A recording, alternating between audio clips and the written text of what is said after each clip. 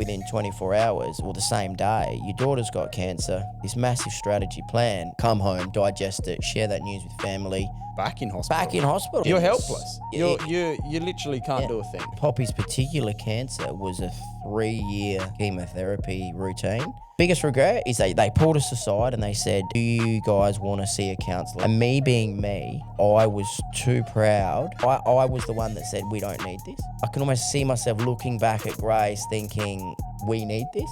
That sort of was the, punch in the face to slow down a bit. Fuck.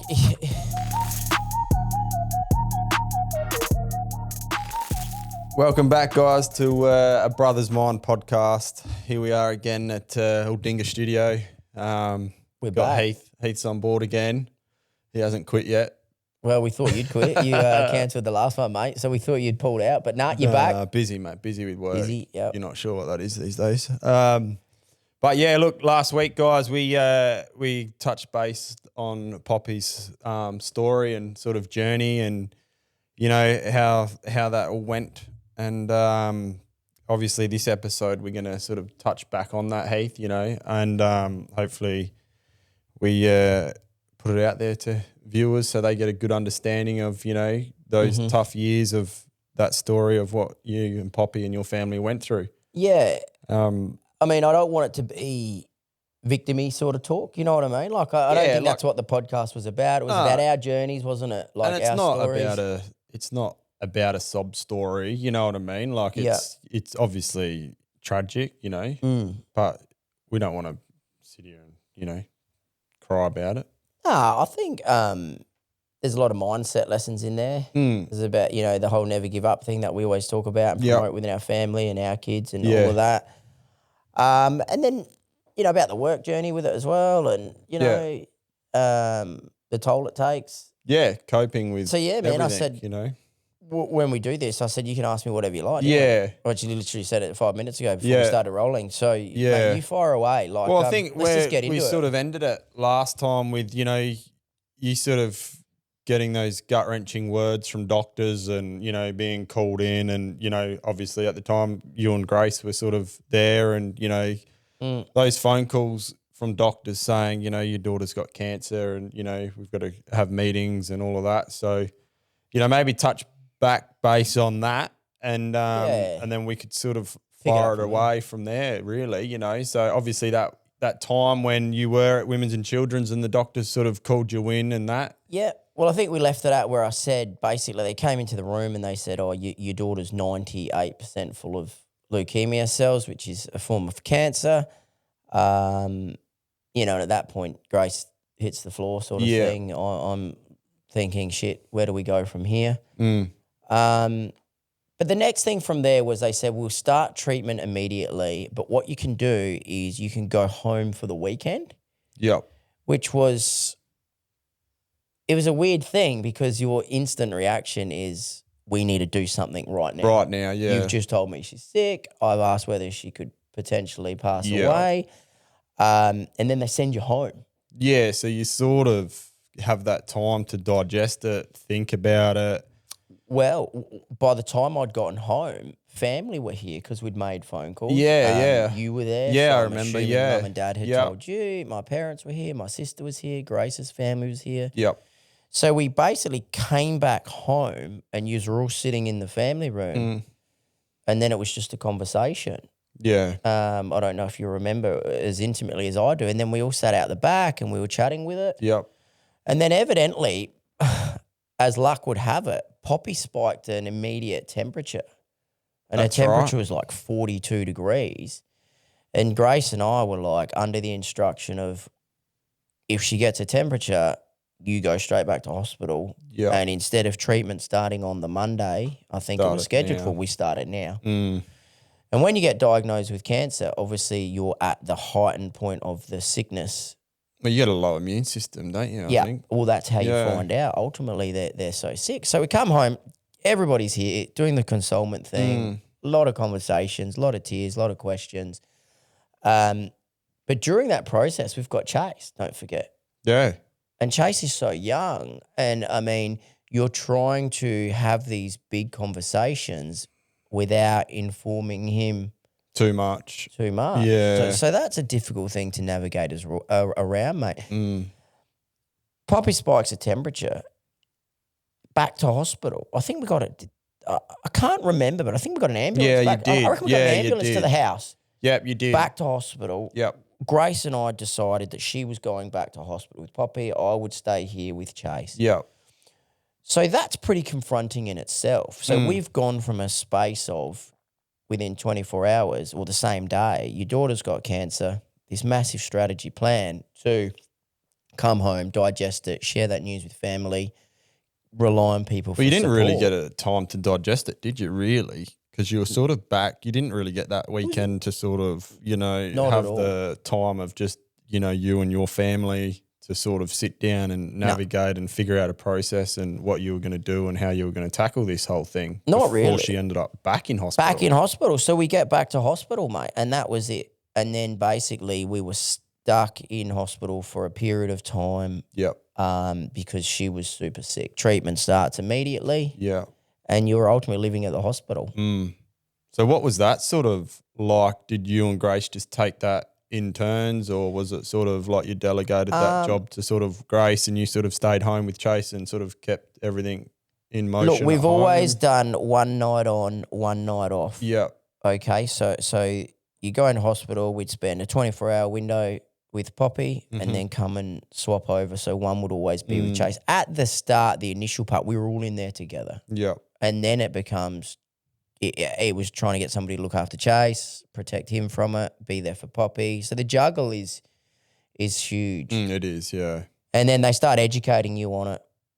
Pretty much straight away. Straight away, yeah. Sort of preparing you for the whole long process, because it is a long journey that you're about to endeavour, isn't it? Well, they really? say that a couple of things that stuck out to me was they say this is not a sprint, it's a marathon, because Poppy's particular cancer was a 3-year chemotherapy routine. So it's not like, say, some breast cancers, I think, and don't quote me on it, are 6 months of chemo, cut the lump out and away you go. Leukemia is a blood cancer, so it's continually being evolved in its system. So what happens is it's chemo to fight it, you get better, you get sick, chemo again, and it's a layered approach. So it goes on for 3 years. So that's why they use the term marathon. Yeah.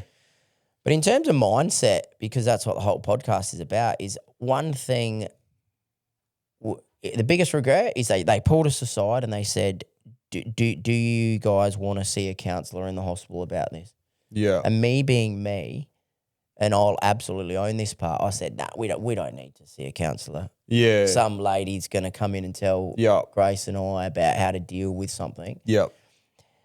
And the mindset aspect of that convo, Luke, is that would be the biggest regret throughout that process, that I was too proud as the dad, as the Like the matriarch of the family. the matriarch really, sort of you thing. know Yeah, what I mean? you sort of take on those roles in a non-chauvinistic way. But like I was the one that said, we don't need this. Yeah.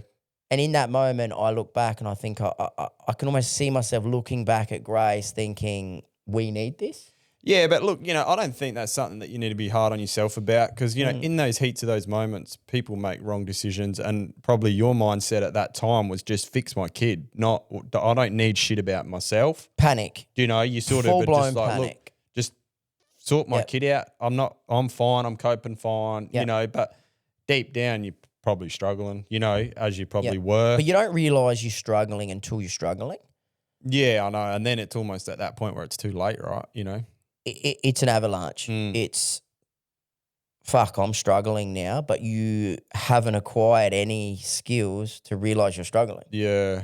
Does that make sense? I'm not trying to lose you, but like you don't know you're struggling until you're struggling. Yeah, exactly. Exactly right. So when you went back to sort of go back to that first night of going back to hospital and being admitted, because obviously I remember that day, and I remember you got the bad news. I think it was a Friday. Yep. And then you were back. So you'd left the hospital Friday afternoon with this gut-wrenching, devastating news, life-changing news, to being back at hospital within space of 4 to 5 hours. Absolutely, yep. So like that first night back, what was sort of the the plan of attack for Poppy? Like, obviously you were back and they were probably shocked to see you back because they were thinking you're coming back Monday for treatment. So did they start that treatment on the night or the next day or Great like question. straight away? They don't start chemo until you're healthy enough to take the chemo. Yeah, because it knocks you around, doesn't Yeah, it? so at that point, the goal was to get Poppy comfortable, temperature down. Obviously, they're giving her a magnitude of other drugs to sort of beef up her immune system so that she could start the chemo program. Yeah. If that answers your question. So it wasn't chemo, walk in, Yeah, bang, it wasn't back chemo plug you Friday in. night. No, it was... No. There's a process There was- to even starting I reckon it was chemo. about a week or so of her being in hospital from being so sick to getting her levels up to a point where she could handle the chemo. Yeah. So what was that chemo like? What was the process of the chemo for obviously such a young child? Do you know, like how does, chemo is not just like here's a tablet, it's not intravenous. taking Panadol, I'm pretty sure the word's intravenous. Yeah. Plug it in. So she went in, had like a mini operation where they put a port under she had your that port skin, in like her a chest, little lump, didn't remember? she? Like that big lump. I remember. Yeah, like a button. Yeah. Like a half of the microphone sort of side. Yeah. They cut into the throat. Yeah. They cut into here and they put it in with a tube. And then basically, once that port is in the child's body, she's active for chemo then. So then you just literally get scheduled in. They put a needle with like a hook in, hook it in, and away you go. So that was one form of the chemo that Poppy would have, which was intravenous on the drip, like the little machine with the, the bag with it all dripping in, and you'd sit there with her. The other one was every week she would have a lumbar puncture, it's called, where basically you put her to sleep and they drill into her spine, big needle, and they inject the chemo through there. And that was weekly. Yeah. But that was a big one in itself because every week you'd go in and you'd hold her and they'd gas her, and they put your kid to sleep. But being such a little baby, you almost think like you're losing her every week in a sense. You're not. Because they're putting her to sleep, but it feels that way. Jumping back to that chemo thing, right? What goes through your mind when you're sitting in the hospital and you're just, because Poppy's just sitting there in a bed getting chemo. For you and Grace, like at that time, like how's that mind? Like what's going through your head through that sort of stage? You've got this sick child and you're sort of just going, fuck, like. It's the questions. So you're in a little, everyone's been in women's and children's. I mean, the viewers that are watching or whatever, you've got kids, everybody's that's watching, you've probably got kids. They wouldn't be tuning into this episode. They're a little 2.5 metre by 3 metre room. It's almost like a prison in a way. Pull the curtain across. Because with Poppy, she's so sick, you couldn't leave, really. They don't like you to leave, and they don't like a lot of people coming in. No. Sorry, I'll off your question because it was about what was it like, wasn't it? Yeah, like your mindset through, they're plugging your kid into chemo and you're sitting there waiting for the chemo treatment to go through and you're just... Questions. You're helpless. You literally can't do a thing. There's more questions, and what happens with your mind, because it's about mindset, is you start playing. It's like you start playing tricks on yourself. Is she going to die? Well, no one said she's going to die today. Yeah, but that's your first thought. So it's anyone's. It's like when you tell yourself something, and you almost start concocting this narrative of it. So the first thing is she going to die? But you continually revert back to that question throughout the whole 3 years, even now to this day. Oh, yeah, every blood test, every sickness, every rash. Yeah. Is she going to die? So that's in the forefront of your mind all the time. The second thing is you just continually replay best case scenario, worst case scenario, best case, worst case. Do you know what I mean? Does that answer what you're sort of saying? Yeah, so you're in this room with your child and you're wanting to give all of you to remove it from her. Well, you'd swap positions any day. Any dad would, wouldn't they? Do you know, like... And people say that. Yeah. But you actually would when you're watching it. Oh, when you're faced with that situation, I think any parent, any dad, father, mother would go, fuck, let's swap spots. Oh, absolutely. And, you'd zip out of yourself and zip into them. The other thing, though, in that hospital is... you've got examples of different levels of children with different cancers. So you've got kids that are at the stage of entry level, like we were. Yeah. But you've also got another child on a journey that may be halfway through. Yeah. Or you've also got another layer of a child that's probably going to die. Yeah. That people in there all know That's really sick. you're pretty terminal. So you're looking at all these examples and you're trying to draw you're basically trying to get a little bit of information from that one, a little bit of that one, a little bit. But they're all different. In those hospital environments, because doctors always leave you sort of with less information. Less is best in a way, isn't it? I think that's the way doctors are, and that's only me saying that. But, I mean, you always sort of talk to other parents, right? So, I mean, you would have probably seeked a little bit of comfort from other parents going through journeys, or, oh, what did they do for your kid, or, you know, what type of your kid got. So you're sort of extracting a bit of information from everybody to help your own sort of mind get put to ease. That's a good thing and a bad thing, though. Oh, because you're using somebody else's story to get info for your own, and medically they can be so different, but so close. Yeah. So again, that mindset, it's like a constant roller coaster of emotions and understanding, and do you know what I mean? Oh yeah, 100%. And everybody spins their version of what is their version, and then you're trying to make it almost yours. Yeah, you're trying to sort of diagnose. But I think that's why doctors keep it pretty simple. They sort of go, "This is you. This is where you're at. This is the stage we're talking about right now." And they probably don't really want to scare you too much, right? Straight away, you know, they don't come in and, you know, give you the fear of God. No, they don't sort of talk like that. No. So what was the chemo plan? Obviously, you know, she started it. Yep. And then how long was that chemo process for her 3 type years. of cancer? It was 3 years. It was her treatment plan. There was about 2 and a bit years of intense chemo at hospital. So was that like a weekly or fortnight, monthly? Tuesday and Thursdays they do the chemo. So twice a week. Yeah. So you were there twice a week doing the chemo. Yeah, and then it drops off to once a week, and then eventually, as the years tick on, you get chemo orally from home. Yeah. There was a stage before that where a nurse comes and gives it to her from home. Yeah. So basically, the better they get, the less frequent you are at hospital. But the intravenous chemo continued on for years, each week in hospital, because they need you there for that one. So at what point do you think she was at her worst? Like, what was the point there? Because I've got a memory of Poppy where I think she was at a pretty low level, and I remember the day quite vividly. We were out. It was me, you, and Grace, I think, and we were at Grand Junction Road at the caravan yard. Shit, I can see that. And I completely forgot about that. Looking at a caravan, and Poppy was there, and I remember Grace was sort of carrying her around and that, and I was like, fuck, she does not look like... I think she started throwing up. And all of her mouth and all that was sort of bleeding and that, you know, and I think that same night, again, you ended up in hospital, because I reckon I spoke to you guys later that night, and you actually said, no, we went back because she started going downhill after the day out.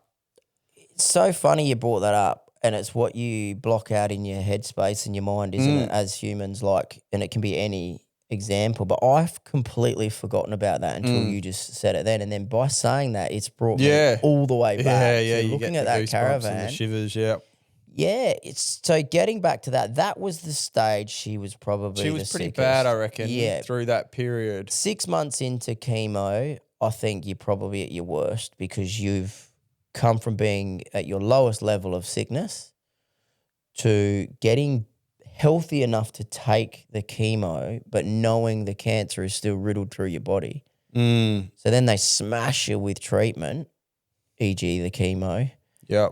And then that brings you right back to... They almost kill everything in you. Well, it wrecks to your keep you immune, alive, doesn't almost. it? Does that make sense? Like they clean you out. It's like a detox almost. Yeah. But what chemo does to a small 1.5-year-old, 2-year-old child, let alone a full-blown human, it almost kills you to bring you back. So that was the point, the mouth ulcers, the bleeding in the nose, the bleeding in the mouth, you know, the vomiting. But that day was pretty scary when you think back. Yeah, about it. yeah, That it was, was. It was, yeah. that was pretty wasn't a fucked pleasant up, day. if I'm honest. No. And then obviously still doing the chemo for that period of time. I think in amongst all that, we did a bit of charity stuff, didn't we, with some Which was cancer good, foundations yeah. You did a bit with Adelaide Oval at the cricket and that, I remember. And Soccer club. She was pretty crook then though as well. She was real sick then. I reckon that if we say it was a 3-year treatment plan, the first 2 years is brutal. Yep. That's probably a good way to sum that up. You know what I mean? Yeah. So for 2 years, your life goes on hold, work, everything. Yep. Chase, the sacrifices, although Poppy made the most, I mean, she sacrificed everything. Obviously, it happened to her. But you have to talk about things like, Grace made sacrifices. Oh, of course. Your marriage makes a sacrifice. Your work makes a sacrifice. Your son. Oh, yeah. Everybody, family, you guys, everybody pulling together, babysitting, helping, How do you explain that to Chase? Because obviously Chase was quite young. Obviously Chase is your son. You know what I mean? Yeah. He's thriving young little lad now. Bit of a legend. Yeah. But how was it, because you focus solely on one child, right? And parents that are maybe watching this that have got sick children out there as well, how did you navigate around, because yours and Grace's focus was solely Poppy, right? So does it, how did you sort of spend that time with Chase, making sure he didn't feel sort of left out or? Unbelievable question, Luke, again, and hopefully people find it insightful. We weren't solely focused on Poppy, funny enough. Like we were, but solely is probably the wrong word, because we were still super focused on protecting Chase from it. Yep. How much we shared with him about it. And then also Grace and I think, and in credit to Grace, we did a fantastic job of making sure that Chase's cup was still full. His needs were still met through that process, as well as obviously dealing with Poppy, because she was the main focus, but she wasn't the sole focus. Yep. Sole focus in terms of her survival and living and being there for her. Yeah, but, definitely. But when you've got two, and a lot of parents have got 2 or 3 or 4 or whatever, that's something people could take away from it, mate. Like, you've got to juggle it. Yeah. And You've really got to juggle it. And then juggling work, because obviously you've got a big business. You've got quite a successful, sizable business and company and staff and all of the day-to-day things. And, how did all of that sort of take a hit? Did it take a hit, or did you step away from business to focus on family life at home, or did you train somebody up pretty much immediately to sort of run the business while you weren't there? Well, there's a few parts to that question. So to go back, in that stage, we were at the biggest and the busiest we probably were. Yeah. So that was another hit, or which needed a mindset change. And I was lucky enough that I had a senior supervisor, Justin, Justin, everyone knows Justin, who was working for me. And he's actually a friend of mine. And he said to me, look, you go and do what you need to do. Let's restructure the business through me. Everything will channel through me. You just turn your phone off, focus on Poppy.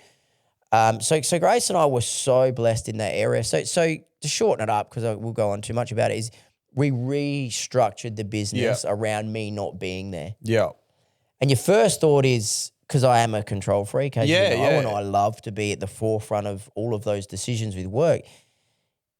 Restructuring the business at that point was probably the best growth for the business. Yeah. Because it took me away from it. So me being the sole decision maker and handing that on to somebody else, a new set of eyes come in. Well, it's making everybody else step up in a way, isn't it? Absolutely. And take a bit of responsibility and ownership instead of, I'll just ring Heath or let Heath make the decision, or, But when Heath's phone's off, there's now structure in place. So they call a supervisor, or they call an admin person, or they call a shop manager, or they call Justin, who became the operations manager.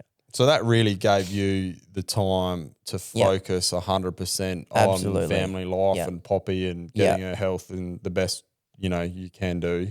And I'd love to sit here and everybody say shit like, work wasn't the priority and making money wasn't the priority. It wasn't the priority, but the reality is, if we're honest, you got 10 mortgages to pay, you've got a $50,000 wage bill every Tuesday to pay.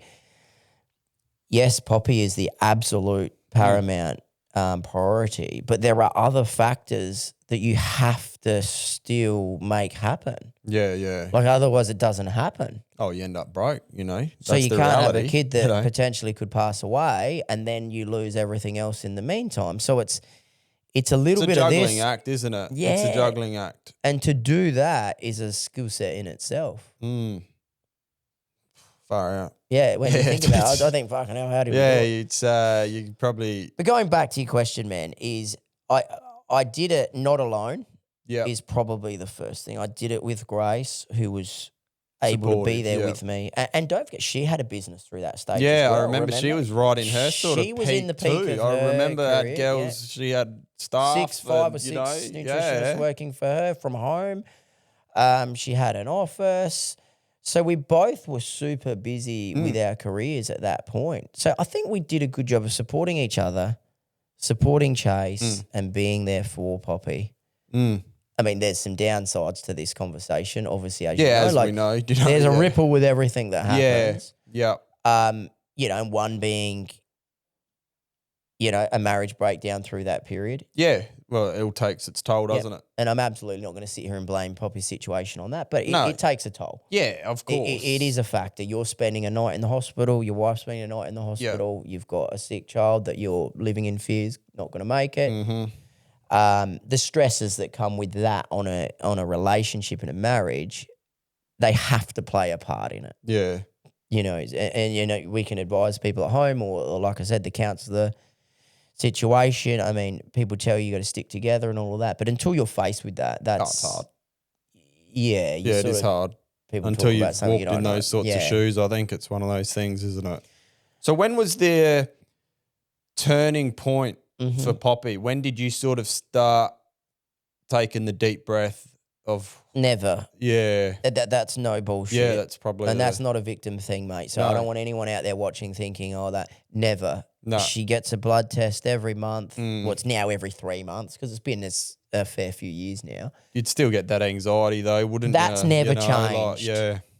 I don't sit there and think, shit, is she going to die today? No. But every time we do a blood test, you think, has her cancer come back? Because how many people do you have had cancer and it comes back? And it always gets them on that second time around. And because she got it so young, I've always said, well, shit, even if it came back when she was 10, she only gets such a small time on this earth. You know what I mean? It's horrendous. So you live in a space of fear, but you live in a space of excitement that you got more time. Yeah. Yeah. Do you know what I mean? Like, so you live in this, it's a grey zone. It's a hard one to explain, and the best way I can and do it is the anxiety and the build up to those blood tests is catastrophic. And people say, oh, how'd she go with that blood test? And you go, oh, yeah, she's fine. And everybody goes, oh, no worries. Yep, good, great. But in your own head, you're like, fuck, I've still got another one in another few months coming. Yeah. And that goes on for so There's long. always another one, isn't there? So it's sort of like a, few months at a time in a way. Yeah, yeah. But I think me being me with my mindset and how we've raised our kids is we have such a high value on time. Yeah. Does that make sense? Do you think that mindset changed after Poppy's diagnosis, or do you think, you know what I mean? Like, if say Poppy didn't get sick, do you think your mindset has always been we value time, or do you think you would have just been the honest truth? I would have probably kept would have going. just kept going, and that sort of was the punch in the face to slow down a bit. Fuck. Do you think, or look? If I'm honest, you're right. Because me being on the trajectory that I was on. Because everybody takes time for granted, don't they? Single person. We all do. It's a busy life. It's a busy world we live in as today's that's the biggest society. message in the entire story. It really is, because you're right. I was on a trajectory of buying real estate, starting businesses, trying to do stuff on the side with you. Yeah. trying to, build this business and Trying to make money. Trying to you know make what I money mean? and Give all a that. good lifestyle to your family. You're not doing it because you're selfish. You're not doing it for yourself. Greed. Yeah, you're No, just trying to you're doing it create because an you wanna- empire for your family. Exactly, and give them the best that you can give them, right? So you're on this trajectory, and then life just hits you in the face, bang. And so getting back to your question is, yes, her getting sick You was value the time. defining moment in my life that Yep. said, hey, look, it's great to be on that trajectory, but at what price do you pay for being on it? Yeah. And it would be the one thing that had slowed me down to go, what's enough? Mm. Is it 5 houses? Is it 10 houses? Is it $1 million a year income? Is it fucking $2 million? Is it this or is it that or is it the time? So yeah, that's the defining moment. And I think we all have one. Yeah. In everybody's story. Like this is my story today about the Poppy journey. You've had one with your IVF. Other people have had things. Like there wouldn't be a parent out there watching it that they haven't gone, there's a light bulb moment where the universe has hit me in the face and said, hey, stop, stand still, and value time. Does that answer it for you? yeah, definitely. So, yeah, that was the moment in my life for sure that put me on a different trajectory, whereas now I try and flirt between that work-life balance. Yeah. And I think I've got that well now. Yeah. Yeah. But again, you pay the ultimate price, Oh, definitely. which was obviously for our situation getting divorced. You know what I mean? Because the recipe, if we'd stayed married but figured out this concept of time but still both being able to be successful and having a healthy child, that would be the winning formula. Yeah. So point being, you pay a price and something has to fail. Yeah, of course. And for my story, that's what it was. And lucky enough, Poppy got healthy and is fantastic now and beautiful. And how old Fast is she now? forward, 7? like if you fast forward a bit Yep. with Poppy's sort of journey, what was the I just bloody kick Buddy there. Yeah, we got a new little teammate down. We got a dog on the floor. We might get a little pan through the cameraman at some epileptic point. fit down here. Yeah. Getting back to the Poppy thing, if we fast forward, what obviously you'd remember that day on one of those final blood tests and having a doctor come in and say that she's all clear. Is that how it works, or it doesn't work as simple as that? Do they sort of say, Heath, the treatment plan has worked, there's no more leukemia in Poppy's body? We They feel definitely confident tell we've you got that. it. Yep, they tell you that, but they leave you. Medical advice is always never a certainty. No, it's It's almost never, like legal advice. They go, you go to court, we can't tell you what the judge is going to say. It's never black and white, is it? No. It's never that easy. It's like they always leave the book a little bit open. They don't ever finalise it, shut it up and go, thanks for coming, Heath. Enjoy the rest of your life. See you later. You wonder if it's because they don't want to be liable for it or is it because they can't predict the unknown? Well, it's Probably a bit of both. look, we're not doctors. No. We're just a couple of dumb tradies. So yeah, dumb tradies doing a podcast with a dog on the floor. No, but they do tell you that at some point. That news does come. We've gotten rid of all the cancer, and now you go on to what they call a maintenance program, and that's pretty much that last 12 months of the 3-year treatment. Yeah. 2 years of intense chemo to kill it off, and then you bring the child back basically from the abyss, hoping they don't pass away, and that maintenance regime is what maintains the no cancer in their system. What was it like hearing those words? Obviously, after the 3-year program that Poppy was on, what was that like that day? Fuck, you've had some good questions today, Luke. This is not bad from Uncle Luke.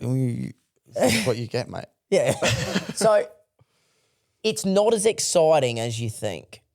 And that sounds weird. Because you've always got that in the back of your mind, don't you? People are gonna watch You're and go, preparing "What?" yourself for the worst. You've learnt over 3 years to prepare yourself for fucking the worst. Yep.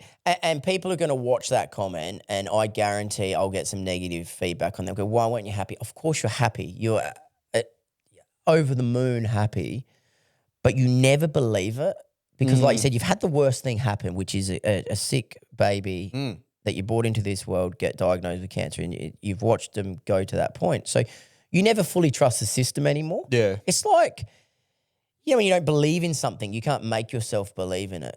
So you're happy, but you're non-completely believing of it.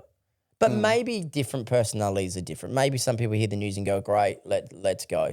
But what do they do? Like, talk me more into that. Like, Okay. go deeper into that part of like Well, you're in the hospital. firstly- Do they? You obviously know you're going. You know, you're back at home by then. You're sort of back in some sort of normal life because you're looking at Poppy getting better. So, like, is it like you, Grace, and Poppy go down the hospital, and then like, do you go into a private room and do they sort of sit you down with the doctor and say like, Heath, you know, Sort we've of. got So some you don't go good into a news? private room. You're in like the chemo ward, and there's about 10 sort of stations in there. So you're in there, and they do some blood tests, obviously the lumbar punctures, and they do say, look, her results are showing that the cancer is getting less and less. Yeah. And then you get to a point where they say, it's all gone. We think we've eradicated it out of her body or whatever.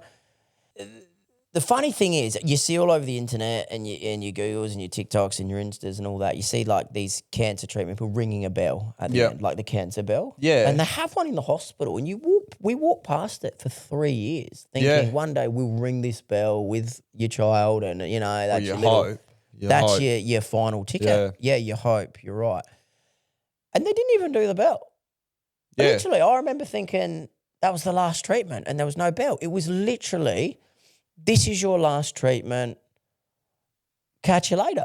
Yeah. No doctor comes in because you get your treatment through the nurses and stuff. So the oncologist didn't even come in, and there was no big cuddles and hugs and ringing of bells.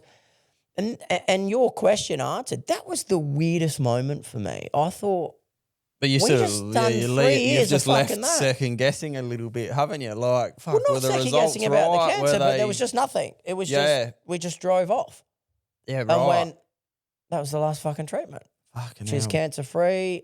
But by that stage, and I've used this word on other episodes, it's an acquired thing. So she was in daycare, school. Yeah. You know, her Back hair to- had started sort of back growing. to normal life, routine, all of that. So you've acquired yourself up to that point. Yep.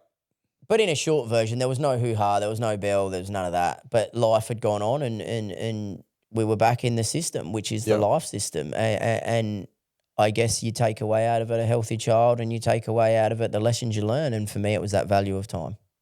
How? You wear the scars, but Oh, of course. you know, How have you explained it to Poppy?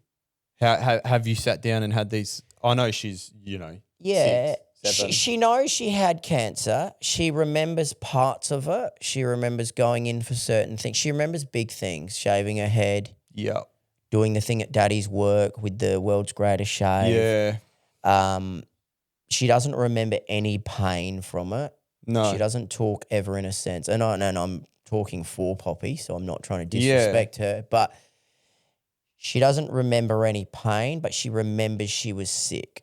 Was there a time throughout, you know, because bearing in mind, Poppy was 1 when she got this right. Yeah. Don't forget. So was there a time where you and Grace sort of tried to explain it to her? Definitely. Along the way. Yeah. Daily, weekly, all the time. Yep. There was some really good books put out by the hospital and stuff, some leukemia books about, you know, I had sick blood, that kind of stuff. The You way word they it the way differently. they structure it's actually really good. Yeah, it is. It's And I think it's left her with less mental sort of scars.